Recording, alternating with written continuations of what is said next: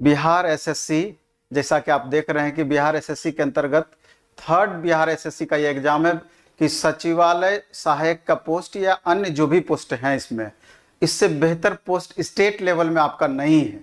और अभी बिहार एसएससी का फॉर्म भराया जा रहा है, तो फॉर्म भरने में बहुत सावधानी इस बार आपको बरतनी चाहिए, क्योंकि अभी भी आप देखेंगे 2014 की जो वैकेंसी थी +2 लेवल की, तो सर्टिफिकेट इशू के कारण ही अभी तक पेंडिंग में पड़ी हुई है और इतने बच्चे परेशान अभी हो रहे हैं। इसलिए अभी वर्तमान वैकेंसी जो है इसके लिए आपको पहले से अलर्ट रहना चाहिए। और इस वीडियो में स्पेशल हम जो बातें करने वाले हैं, इसमें आवेदन से लेकर संपूर्ण तैयारी तक का इसमें डिटेल डिस्कशन होगा और अप्लाई करने से पहले इसको जरूर देखनी चाहिए।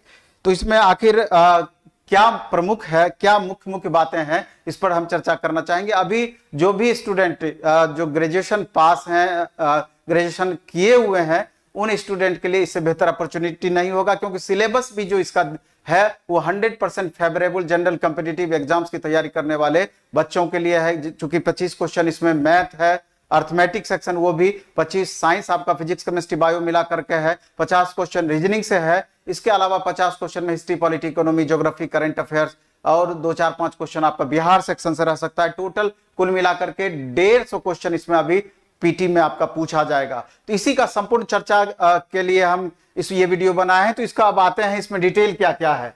तो एक्चुअली में इस वीडियो में पहला जो है इस पर हम चर्चा करेंगे कि शैक्षणिक प्रमाण पत्र इसमें कौन कौन सा आपको देना चाहिए। एनसीएल वगैरह का भी इशू है, उस पर भी हम चर्चा करेंगे। तो शैक्षणिक प्रमाण पत्र जो इसमें आपका लगेगा, मैट्रिक का मूल एवं अंक प्रमाण पत्र, डेट ऑफ बर्थ के प्रूफ के लिए मैट्रिक का मूल एवं अंक प्रमाण पत्र डेट ऑफ बर्थ के प्रूफ के लिए। इसके बाद इंटर प्रमाण पत्र, ये अनिवार्य आपका नहीं है, लेकिन आपको बाद में ये चीज पूछा जाएगा, वेरिफिकेशन के वक्त इसका जरूरत पड़ेगा। लेकिन अभी इंटर का प्रमाण पत्र अनिवार्य नहीं है, लेकिन स्नातक अंक पत्र एवं मूल प्रमाण पत्र ये एकदम अनिवार्य है।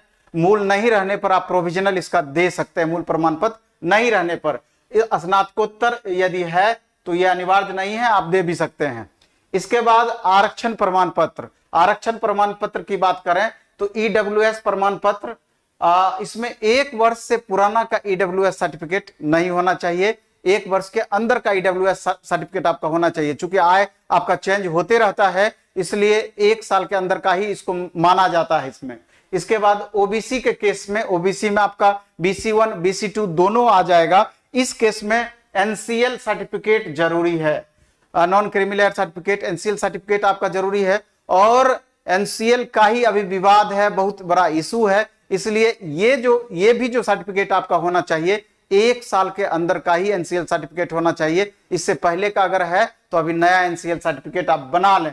और SC ST के केस में आपका कास्ट सर्टिफिकेट से काम चल जाएगा, SC ST के केस में।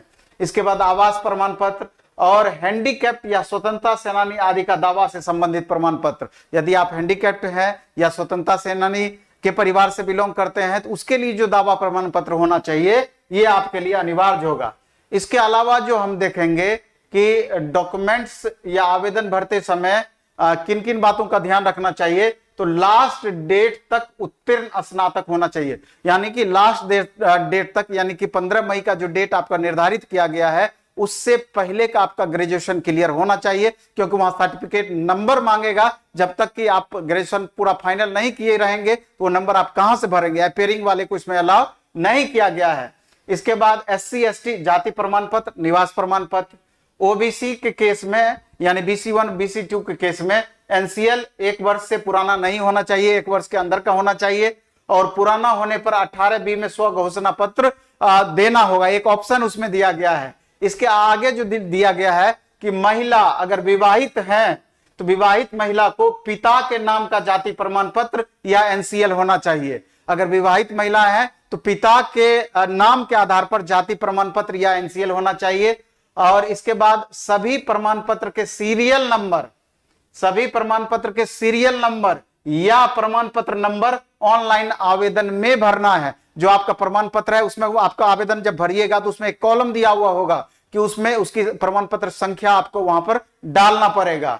अतः सभी प्रमाण पत्र ऑनलाइन आवेदन की अंतिम तिथि से पहले का निर्गत होना चाहिए। चूंकि वहां सीरियल नंबर खोजेगा, इसलिए अंतिम तिथि के पहले का सारा प्रमाण पत्र आपका होगा, तभी वो चीज कर पाइएगा। इसमें एक चीज स्पेशल जो एनसीएल के केस में है, जहां सबसे ज्यादा बच्चों को प्रॉब्लम क्रिएट होता है, तो एनसीएल बनाने के लिए तो आपको आय, जाति, निवास, ये तीनों पहले बनाना होगा। एनसीएल बनाने के लिए आय, जाति, निवास, और अभी आपका 1 से 2 दिन के अंदर में ये बन जाता है। और 1 से 2 दिन ऐसे डायरेक्ट तो नहीं बनेगा, लेकिन जो आप जहां अंचल में जाइएगा बनाने के लिए, वहां थोड़ा सा उनसे मिल करके रिक्वेस्ट करने पर या अन्य जो भी माध्यम हो, थोड़ा सा उस पर अप्रोच कीजिएगा, तो 1 से 2 दिन में आय, जाति, निवास आपका बन जाएगा। इसके बाद एनसीएल जो होना चाहिए ये अंचल के स्तर का भी चलेगा, और नहीं तो सबसे बेस्ट होगा कि अनुमंडल के स्तर का आप एनसीएल वहां पर सबमिट करें, तो वो सबसे बेस्ट ऑप्शन होगा। और 1 साल के अंदर का होना चाहिए, उससे पहले का है तो नया एनसीएल आप बना लें। और SC ST वालों को एनसीएल नहीं लगेगा, सिर्फ ओबीसी वालों को लगना है। SC ST कैंडिडेट को सिर्फ जाति प्रमाण पत्र से काम चल जाएगा।